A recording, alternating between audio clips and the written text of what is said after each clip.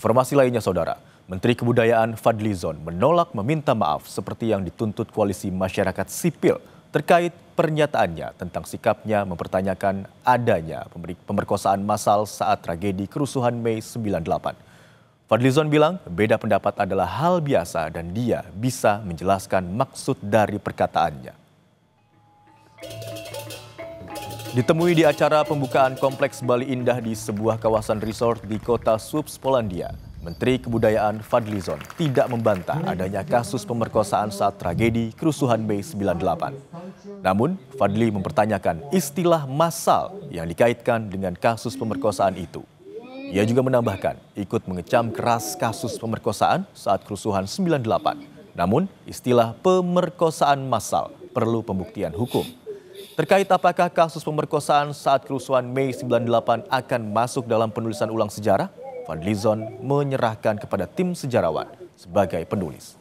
Sementara itu, proses penulisan ulang sejarah nasional saat ini mencapai 70%. Begini, koalisi masyarakat itu saya kira silakan saja berbeda pendapat ya. Tapi artinya argumen saya itu saya jelaskan gitu supaya tidak menimbulkan kesalahpahaman.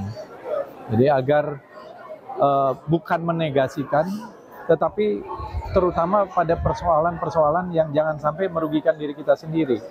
Itu. Misalnya tadi pengungkapan. Kalau sudah menjadi fakta hukum, sudah ada misalnya pelakunya, ada pengadilannya, ternyata pengungkapan, ya kita kecam gitu. Itu satu kejahatan yang luar biasa.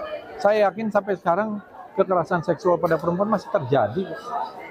Dan itu sesuatu yang harus kita kutuk, harus kita kecam gitu. Dan setiap hari masih ada bahkan dengan berbagai macam bentuk. Sebelumnya, Menteri Koordinator Bidang Pembangunan Manusia dan Kebudayaan, Pratikno, menanggapi pernyataan Menteri Kebudayaan Fadlizon. Pratikno menegaskan laporan Tim Gabungan Pencari Fakta atau TGPF soal kekerasan seksual pada kerusuhan 1998 di Jakarta, Surabaya hingga Medan. Tetapi menurut Pratikno, yang dipermasalahkan Fadlizon soal adanya pemerkosaan massal atau tidak, bukan soal ada atau tidaknya pemerkosaan saat kerusuhan 1998.